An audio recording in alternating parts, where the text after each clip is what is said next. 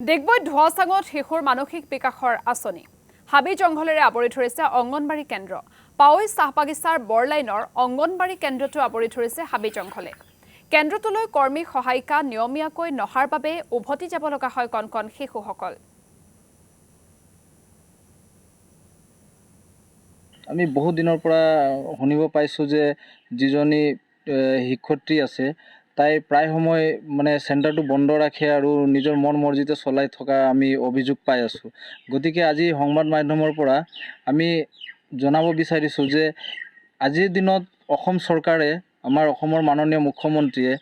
যিবিলাক অংগনবাড়ী চেণ্টাৰ আছে model centre কৰি তোলাৰ বাবে বা অংগনবাড়ী চেণ্টাৰবিলাকৰ শিক্ষাৰ প্ৰণালীটো ভাল হোৱাৰ বাবে বিভিন্ন ধৰণৰ পদক্ষেপবিলাক লৈ আছে আৰু এইসমূহ কেনেকুৱা আগবঢ়াই লৈ যাব তাৰ কাৰণে চিন্তা কৰিছে তেনেকুৱা এটা স্থলতে আমি যে আজি পাৱৈ বৰলাইনৰ এই অংগনবাড়ী চেণ্টাৰৰ কথা কেতিয়াবা চিন্তা কৰি দুখ পাওঁ যে এনে এটা সময়ত এনেকুৱা ভাল এটা সময় যে মানে নিজৰ মই মতালি কৰি যদি কোনোবা শিক্ষয়িত্ৰী যদি অংগনবাড়ী চেণ্টাৰবিলাক চলাই থাকে তেতিয়াহ'লে সেই চেণ্টাৰত পঢ়ি থকা ল'ৰা ছোৱালীসকলৰ ভৱিষ্যতটো কি হ'ব গতিকে আজি আমি সংবাদ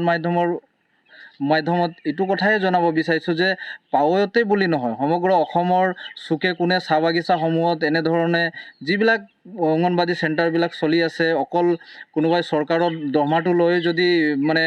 শিক্ষক হৈ থাকে বা শিক্ষয়িত্ৰী হৈ থাকে তেনেহ'লেতো নচলিব